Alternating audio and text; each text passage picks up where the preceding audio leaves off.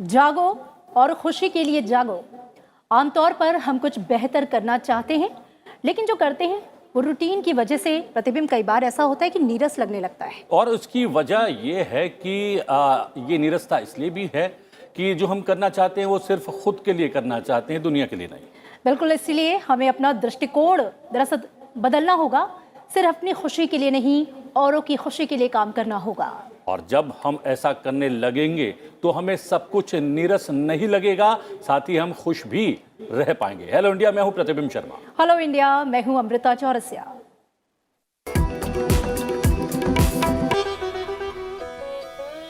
और सबसे पहले जानते हैं हेलो इंडिया में आज क्या है खास, हेलो इंडिया हाइलाइट्स के जरिए। हेलो इंडिया में जानेंगे देश दुनिया का हाल, डालेंगे नजर राष्ट्रीय खबरों पर, साथ ही जानेंगे राज्यवार खबरें और अंतर्राष्ट्रीय समाचार भी। आज होने वाली प्रमुख गतिविधियों पर भी डालेंगे नजर। साथ ही आज हेलो इंडिया में हम बात करेंगे संसदीय व्यवस्था के 7 दशक की। पिछले 70 साल की संसदीय व्यवस्था में हमारा देश और लोकतंत्र कितना मजबूत हुआ है, इस पर करेंगे खास चर्चा। और इसके साथ ही जानेंगे आज के दिन से जुड़ा इतिहास। तो जुड़िए रहिए अगले आधे घंटे हमारे साथ हेलो इंडिया में। शुरुआत करते हैं आज की मुख्य खबरों के साथ।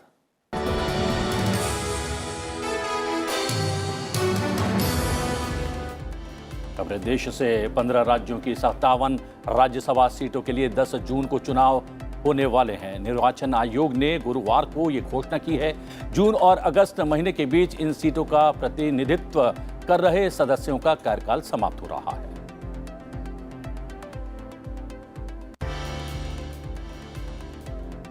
प्रधानमंत्री नरेंद्र मोदी बुधवार को अमेरिकी राष्ट्रपति जो बाइडेन के निमंत्रण पर दूसरे वैश्विक कोविड वर्चुअल शिखर सम्मेलन में शामिल हुए।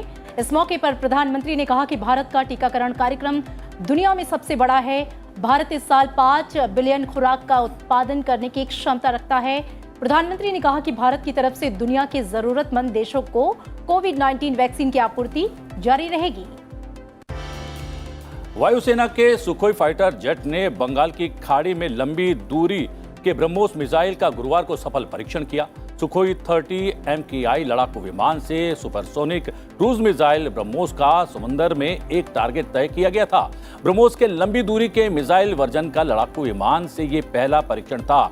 इस परीक्षण से वायुसेना ने जमीन हो या समंदर दोनों जगह ही लंबी दूरी तक प्रेसिशन स्ट्राइक की क्षमता प्राप्त कर ली है।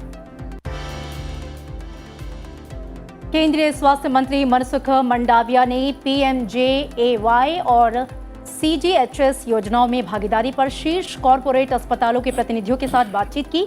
सभी को गुणवत्तापूर्ण, सस्ती और आसानी से सुलभ स्वास्थ्य सेवा प्रदान करने के लिए सरकार के फोकस पर चर्चा की गई।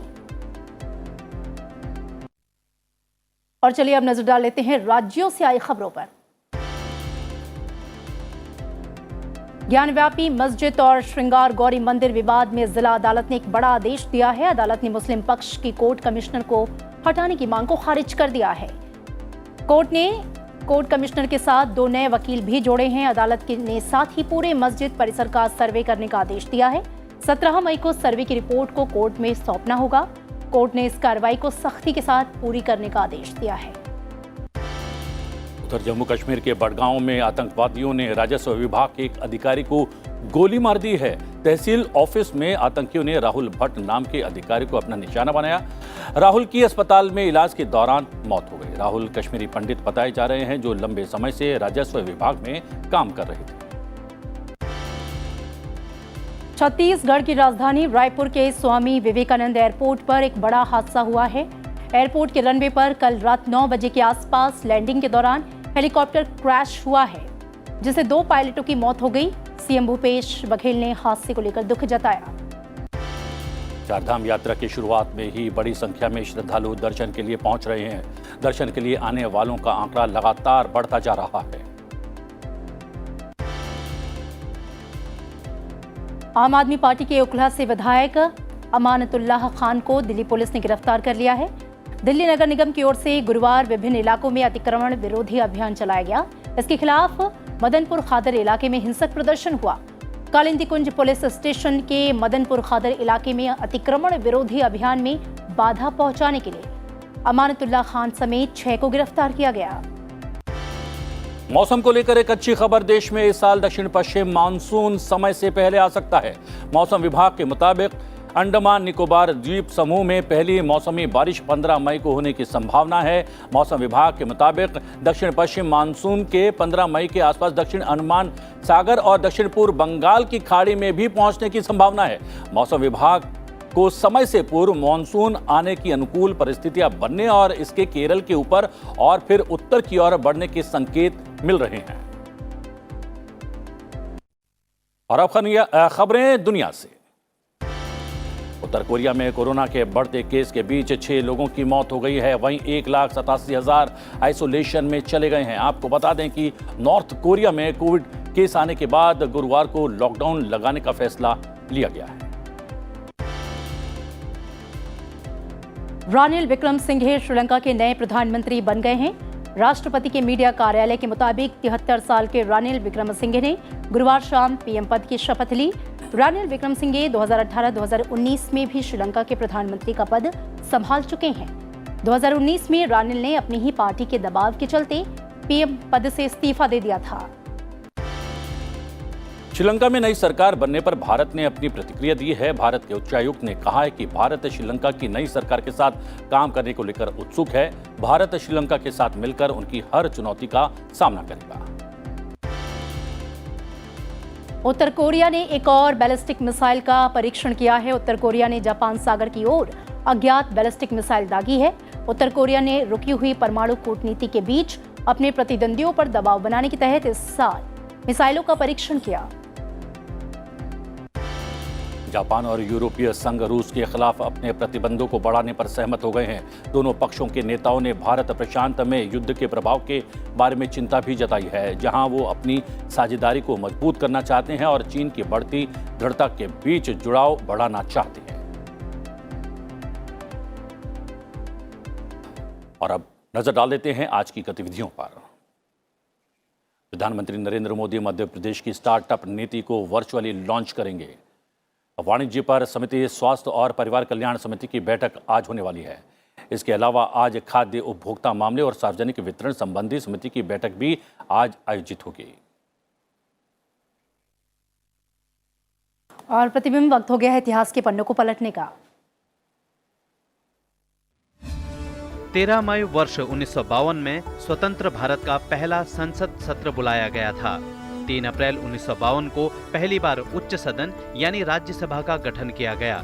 राज्यसभा को काउंसिल ऑफ स्टेट्स के नाम से भी जाना जाता था, जबकि लोकसभा का गठन 17 अप्रैल 1952 में ही हुआ।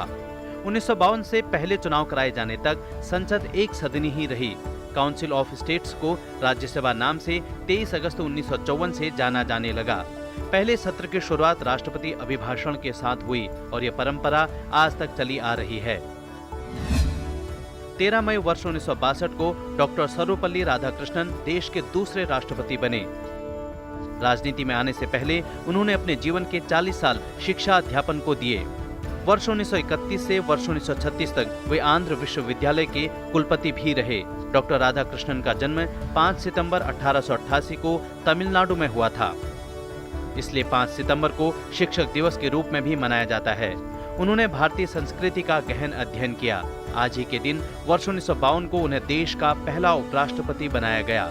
वर्ष 1954 में भारत के प्रथम राष्ट्रपति डॉक्टर राजेंद्र प्रसाद ने उन्हें भारत रत्न की उपाधि से सम्मानित किया।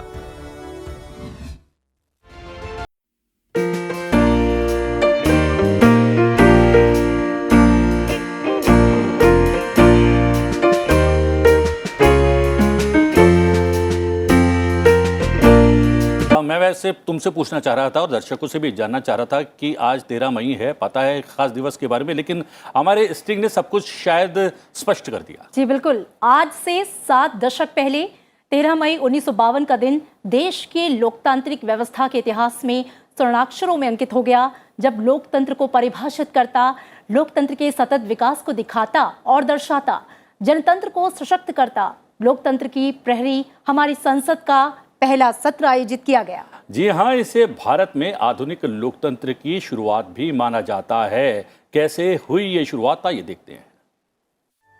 1947 में आजादी मिलने के बाद 25 अक्टूबर 1951 से 21 फरवरी 1952 तक पहले आम चुनाव हुए।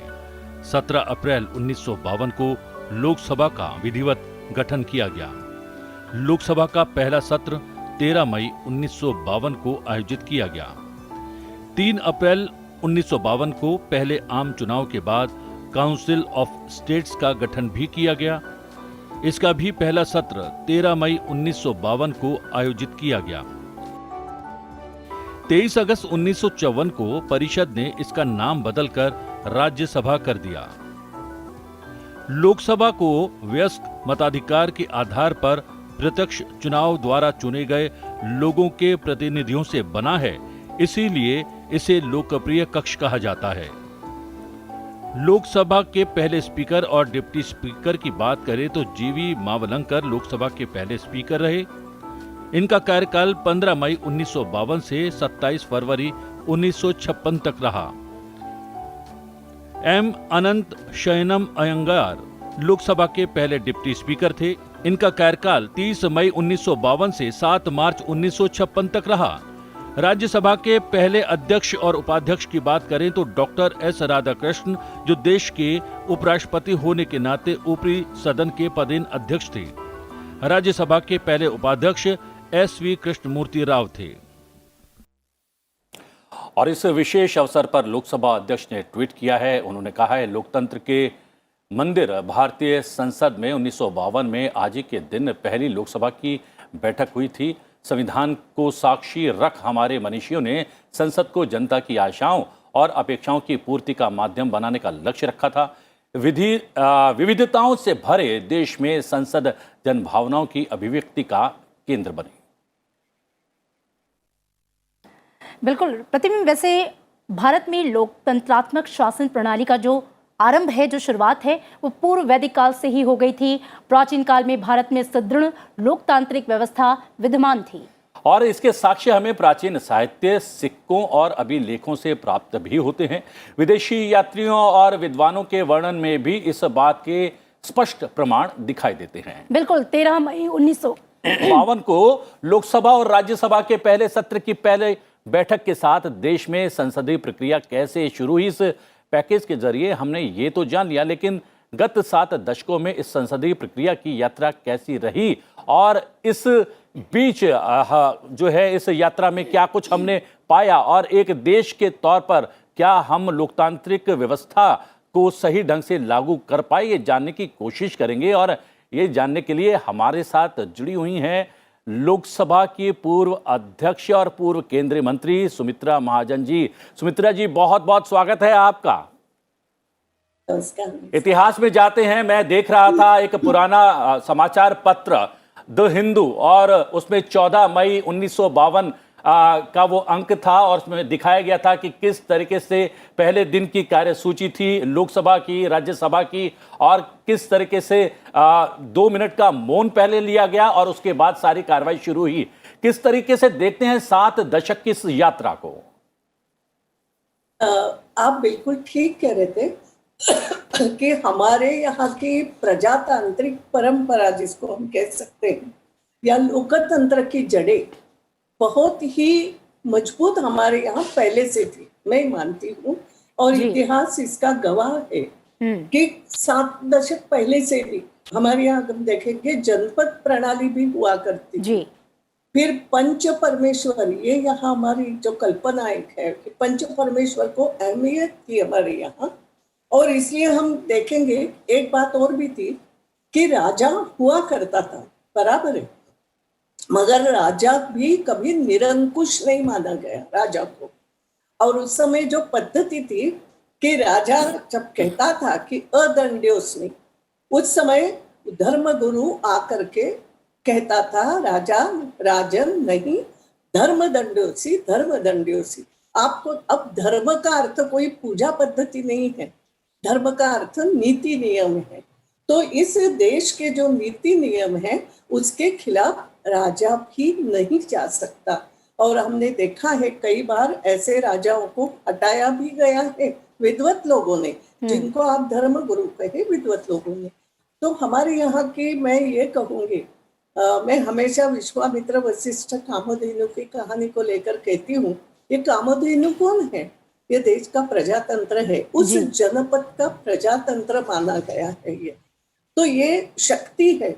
और हमारे भारत में मैं मानती हूँ बीच में जरूर कुछ साल ऐसे गए कि वो ये सब एक प्रकार से गुलामी हमारे यहाँ आ गई, ब्रिटिशों की आ गई, उसके पहले और आ गई, और हम फिर आधुनिक हमारे यहाँ का लोकतंत्र जरूर 1952 में जब पहली संसद हमारी लगी, 1947 में हम स्वतंत्र हुए जी, और 1952 में हमारी जो पहली संसद हमारी शुरू हो गई। बिल्कुल। और तब से आज तक अगर आप देखोगे बिना रुके प्रकार से, बीच में आई भी कितनी भी ऐसी कठिनाई आई तो भी उसको पार करते हुए हमारे यहाँ का जनतंत्र लोकतंत्र मजबूत ही होता चला गया है, ऐसा मैं मानती हूँ। बिल्कुल, 7 और दशक का लोग भी हमारे यहाँ के उतने ही उस प्रजातंत्र को अहमियत देते हैं। ये बहुत बड़ी बात है। बिल्कुल सुमित्रा जी, एक गौरवशाली इतिहास रहा हमारे संविधान में। We the people of India की जो अवधारणा है उसे आप कैसे देखती हैं,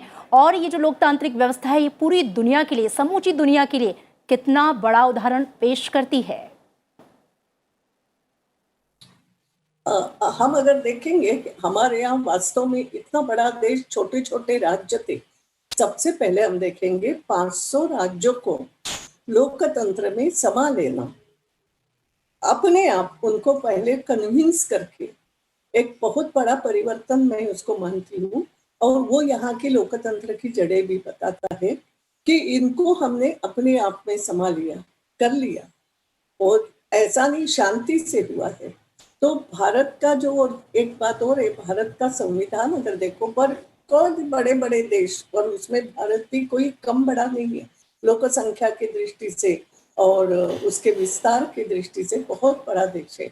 और उसमें कहो तो प्रादेशिक अपनी अपनी संस्कृति है, प्रादेशिक कुछ विचार अलग हो भी सकते हैं, मगर एक राष्ट्र के रूप में आज अगर हम देखेंगे तो मैं मानती हूँ ये दुनिया का सबसे बड़ा लोकतंत्र जी। और हमारी जो संसदीय प्रणाली, हमारा जो संविधान, ये हमारा संविधान ऐसा संविधान मुझे नहीं लगता कि दुनिया के किसी देश में इस प्रकार से होगा कि जिसके मूल में ये जनता है, मूल में माना गया उनका अधिकार, उनके कर्तव्य, इसको प्राथमिकता देते हुए हमारा ये संविधान आगे बढ़ता है।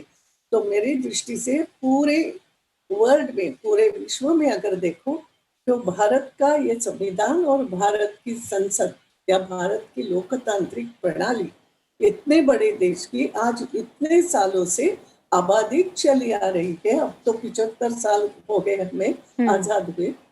एक समय ऐसा था कि अंग्रेज ये मानते थे कि ये कहाँ राज करेंगे, इनको कहाँ अनुभव, ये कैसे सब अनाड़ी लोग हैं, इस प्रकार से तुच्छता से हमें देखा जाता है। मगर हमने साबित कर दिया कि आज जिस तरीके से हम काम कर रहे हैं तो पूरे विश्व में ये कहीं ना कहीं अपने आप में एक आदर्श पद्धति हमने निर्मित। जी, मैं ये इसी बात पर आ रहा था कि जब हम लोग आज़ाद हो रहे थे, लोकतांत्रिक व्यवस्था को हम लोग अपना रहे थे, तो बहुत सारे देशों ने शंका जताई थी कि लोकतांत्रिक व्यवस्था भारत संभाल पाएगा या नहीं संभाल पाएगा। वो तो विश्व ने देख लिया कि किस तरीके से यहाँ पर लोकतांत्रिक व्यवस्था को अपनाया जाता है, उस पर चला जाता है। और सबसे बड़ी ताकत हमारे लोकतंत्र की है यहाँ का सत्ता हस्तांतरण कितने आराम से हो जाता है। बहुत सारे लोकतांत्रिक देशों में आज भी हम देख रहे हैं कि जब सत्ता का हस्तांतरण किया जाता है तब कुछ ना कुछ वहां पर गड़बड़ अवश्य होती है। तो ये ताकत हमें कहां से मिलती है सुमित्रा जी? एक बात तो मैं मानूंगी कि ये ताकत जो है ना, ये केवल जनता इसमें सबसे प्रमुख है। आप कितना भी कहो, मैं मानती हूँ हिंदुस्तान की जनता जागरूक है, हिंदुस्तान की जनता देखती रहती है, समझती है बातों को। और ये मैंने जैसे कहा हमारे बहुत पुरातन संस्कार है एक प्रकार से। कभी कभी लगता है जनता समझ नहीं रही है, मगर जनता ने दिखा दिया है। ये हम इमरजेंसी में भी, जैसे हम कहते हैं ना, we the people of India, ये we the people of India, ये पहला वाक्य मेरे लिए बहुत महत्वपूर्ण मैं मानती हूँ संविधान की शुरुआत में है कि वी द प्रमुखता हमें है, हम है यहाँ के सब कुछ। और ये जैसे इमरजेंसी में आपने किसी ने सोचा नहीं होगा, मगर कितना शांति से सत्ता परिवर्तन, कितना शांति से लोगों ने अपना विरोध दर्शाया जो भी कुछ हो रहा था। और उसके बाद भी हम कई बार ऐसा देखेंगे कि कई बार ऐसा ये हुआ है कि ये चुनाव भी हो गए, या आज हम देखते, मैं आज का उदाहरण लूं तो एग्जिट पोल, माफ करना मुझे, मैं किसी को ये नहीं कर रही हूँ, मगर कई बार ये एग्जिट पोल उलट पुलट हो गए हैं। आप नहीं कह सकते कि लोगों के मन में क्या क्या बातें हैं, और वो दर्शाती है, वोट के द्वारा दर्शाई जाती। मगर इसका एक बहुत बड़ा कारण मैं मानती हूँ, हमारे जो संविधान में भी जो कल्पना की है कि हमारी न्यायपालिका, हमारा मीडिया, हमारे यहाँ की ब्यूरोक्रेसी भी हो, ये चारों जो स्तंभ, और हमारी कार्यपालिका, ये सभी जो है, ये चारों स्तंभ वास्तव में हमारे यहाँ के मजबूत भी है, अपने आप में स्वतंत्रता से काम भी कर रहे हैं। हमारे यहाँ का इलेक्शन कमीशन को भी मैं वास्तव में कहूंगी कि सबसे पहले हमारे चीफ इलेक्शन कमिश्नर थे सुकुमार, अगर मैं गलत नहीं हूँ तो सुकुमार जी, सुकुमार सेन थे। और उसके बाद टीएन शेषन ने भी बहुत अच्छी कुछ सुधार किए। मगर एक कल्पना जो हमने की है कि ये इलेक्शन कमीशन का भी काम, हम उसको नकार नहीं सकते। जो चुनाव प्रणाली उन्होंने चलाई, जिस तरीके से काम किया, उसमें जिस तरीके से अब टेक्नोलॉजी नई नई आती चली गई, पहले पहले कुछ घटनाएं होती थी, मगर अब एक टेक्नोलॉजी आ गई उसमें। तो ये पूरा जो चित्र हमारे सामने है कि सत्ता हस्तांतरण होता है, कहीं गड़बड़ नहीं होती ऐसा मैं नहीं कहती हूँ, कहीं थोड़ी बार होती है। फिर भी हम देखेंगे भारत में जिस तरीके से, मैंने जैसे कहा ना कि इमरजेंसी में किसी को कल्पना नहीं थी कि अब कुछ हो भी सकता है कि नहीं हो सकता है, भारत में प्रजातंत्र रहेगा कि नहीं, मगर कितनी शांति से सब बात हो गई, किसी ने कल्पना नहीं करी होगी। तो आज भी कई बार, जैसे मैं पार्टी की बात नहीं करती, मगर 2 से आज हम कहाँ पहुंचे, ऐसा लग रहा था कि विपक्ष समाप्त तो हो गया, मगर प्रजातंत्र में मैं कहूंगी विपक्ष की बहुत बड़ी भूमिका है। विपक्ष समाप्त होके नहीं चलेगा, नए स्वरूप में बदल आ सकता है, और होना भी चाहिए। मैं मानती हूँ उसको कि सामने जब लोकतंत्र अगर यशस्वी होना तो ये बहुत जरूरी है।